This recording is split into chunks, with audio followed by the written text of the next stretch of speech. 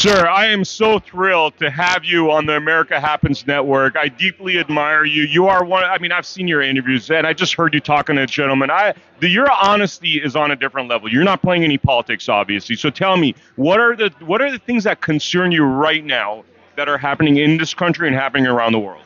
Well, I think there are three things that I can point to. First of all, whatever is happening anywhere in the world, nothing is more important than what's happening in the United States. Right now, we have open borders. We have more than 52 million people inside our country who were not born here. And that's probably a conservative number because we're not sure how many people we've got in this country as it is. Okay. We're trying to go forward to an election, and we know there will be massive voter fraud. People will come in who are illegally here in the United States, even aliens who are legally here, and they will be allowed to vote, and that's wrong. But we know that's coming. And the criminality that is growing and developing in the country is frightening. The Justice Department releases criminals onto the streets on a routine basis. This has to stop. If we're truly concerned about the United States and its people, we ought to be preeminently concerned about what happens here first. Now, just as a quick example, a couple of days ago, 700 National Guardsmen from Tennessee were deployed to go to the Middle East. Eastern Tennessee has been destroyed by this hurricane called Helene. Where is the Tennessee National Guard going? It's going to the Middle East. It needs to be working inside Tennessee. This is the sort of thing that has to stop. No one is willing to stand up and stop it. Frankly, because the Israeli lobby owns the Congress and probably owns many of the governors, for all we know. The bottom line is that what's very concerning at the moment is that this war in Ukraine is not over. Ukraine has no chance to win. It's devastated. They've had 600,000 Ukrainian soldiers killed on the battlefield. Nothing is going to improve until the fighting stops, but no one will stop the fighting because no one in Washington wants to admit that this has been a huge mistake. At the same time, the other issue is the Middle East. We're gearing up for a war with Iran. We're sending thousands of troops into the area, in addition to the carrier battle groups, in addition to the 1,000-plus jet fighters and the bombers and Diego Garcia and everywhere else. We're getting ready to attack Iran. As soon as Iran responds to the Israeli ground invasion of Lebanon, which is imminent. And when the Israelis move in on the ground, that's when Iran will respond. They cannot do otherwise. We are then going to hurl everything that we have at Iran with the goal of destroying that place. Russia will not sit by and allow that to happen. And even the Turks, who are by no means friendly towards Iran, will be hard-pressed to stay out of this. The entire Muslim world is enraged. Governments in Jordan, Egypt, and elsewhere are going to be swept away.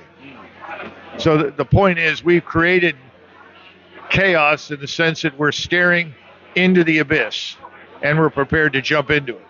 And Putin's already said if we go into Russia, he's nuking people. It's pretty much. Well, he said that if we persist in these long-range strikes and threaten and kill Russian citizens and attack cities and facilities, that if a nation, whether it's Lithuania, Latvia, Estonia, Poland, whatever, provides a base from which to attack Russia, they will treat them as co-belligerents.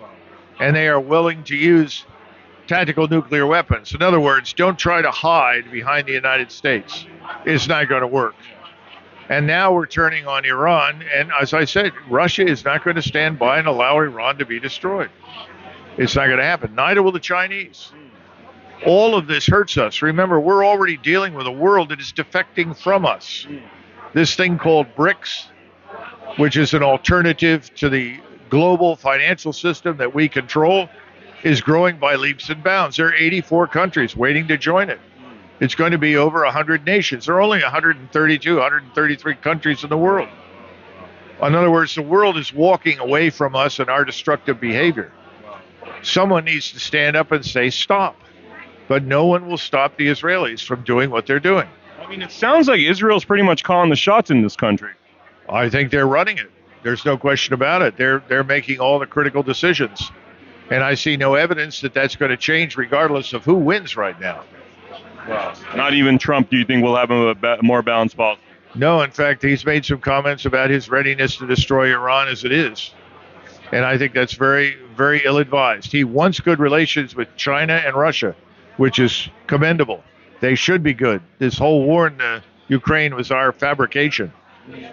But, this notion that Israel has a right to destroy everyone who doesn't agree with them or they don't like is simply not justified. Now, tell me about what's been going on in Israel. I heard you have a conversation earlier with a gentleman that seemed to be criticizing you, and it seems like you told him some facts that he wasn't aware of. Could you kind of run us through what is happening over there, and what are your thoughts about what's happening over there? Well, the Israelis are running a campaign of mass murder and expulsion in Gaza. As I've said many times, if the 2 million people in Gaza were Jews, I would object to this mass expulsion and murder program. I can't support it. I've told my friends in Israel the same thing.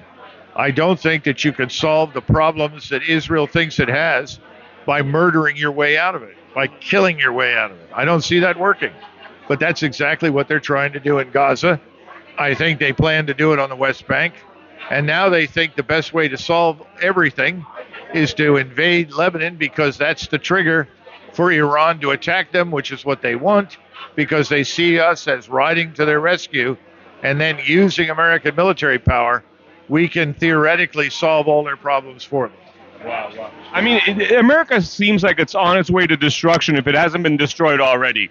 Okay, and we're all hoping for an America 2.0, right?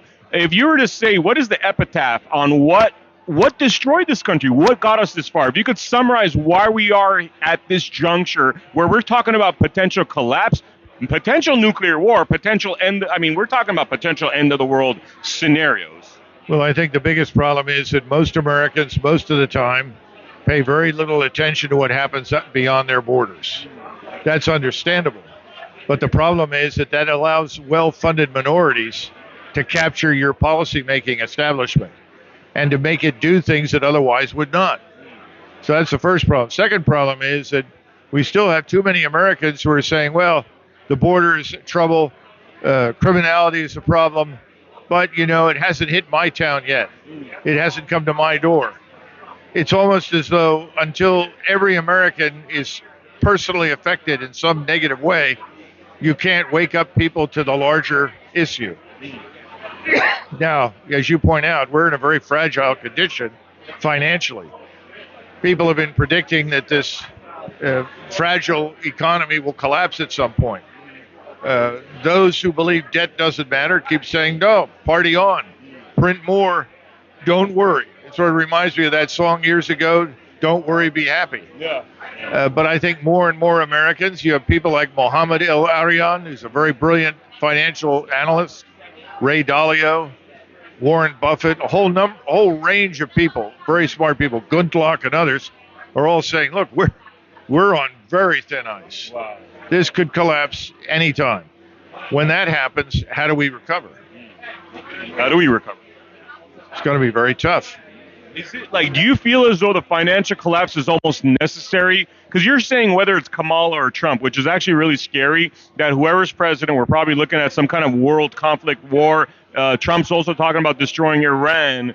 What is our escape from this? Is a complete financial collapse and a real reset really the only path forward? The United States is a large and powerful state. But we have seen our national identity, national culture, as well as our national security severely weakened. But I think the American people, the core population that sees itself as American, not part-time American, but American, will in fact rise up. And you're going to see change as a result of that. But unfortunately, like most of the time, real change doesn't occur until there are large numbers of people who suffer. Someone asked me the other day, well, when did the French Revolution begin? And I said, that's easy. It began when the people of Paris could not afford to buy bread. It's sad, though, Colonel Macgregor. It's really sad that we've seen so much travesty, and now, we had COVID. Finally, people are waking up, when really they should have, I think, woken up when the towers came down. I mean, we should have, or JFK was assassinated. But it seems as though the knife has to dig deep into one's ribs, so to speak, in order for people to actually take action. Well, I can't speculate on that too much. I think that everyone is focused on this election, and they're hoping that this can be a successful election, that it can be more fair and honest and open than the last one. We'll have to wait and see.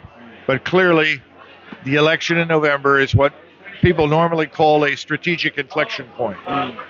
What happens after that election depends a great deal on what happens during the election. So we'll have to wait and see. Last question. What's your prediction about what's going to happen at that election and what comes afterwards? That's very difficult to know. In many of the so-called swing states, the real question is who votes, who's allowed to step into the voting booth, who fills out the ballots. I oppose all forms of voting other than in-person voting. And remember, the reason we created absentee ballots was during the Civil War. And we wanted to make sure that soldiers serving in the Union Army could vote. Remember, that was a very close election between Lincoln and his opponents, McClellan. And Lincoln ultimately won, largely because the army that was suffering and dying in the field supported him. That made sense. And certainly when I was serving in the armed forces and I was stationed in Europe or the Middle East, I was able to vote with an absentee ballot. That made sense.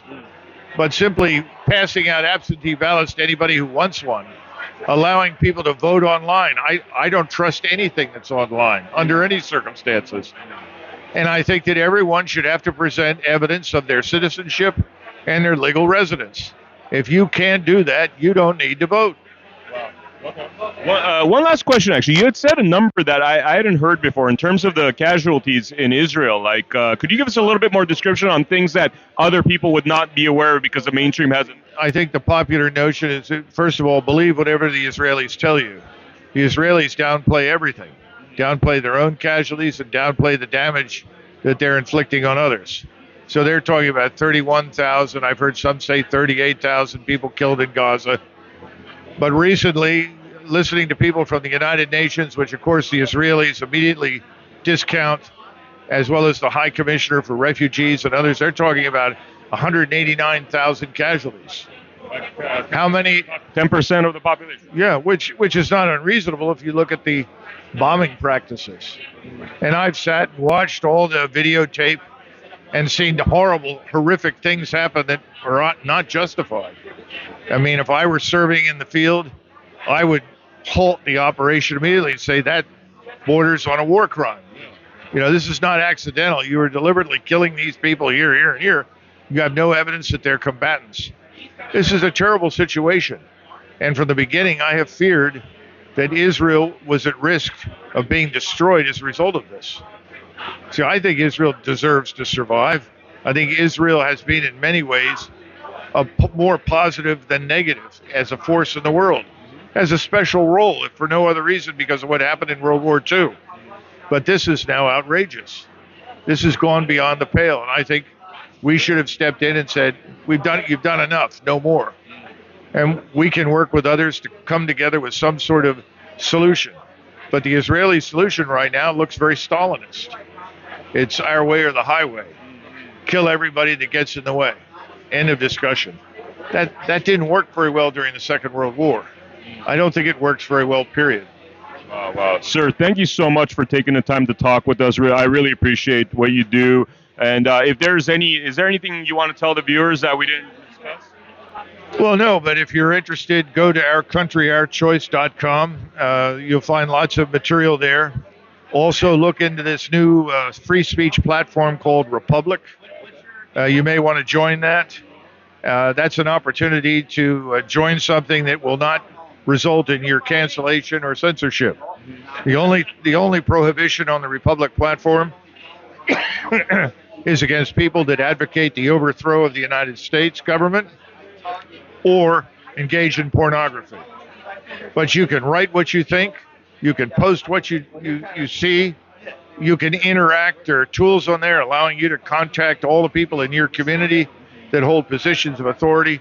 It's really designed to help Americans take back control of their country. So look at it. So Republic, RE:public. Look it up. I think you'll like it a lot. And it's $180 a year to be on it for 12 months. But if you go to my website, Google me, there's a code that you can get that'll allow you to get $60 off. So it's only 120. It's well worth the investment. Thank you so much, sir. I really appreciate your time. Thank you.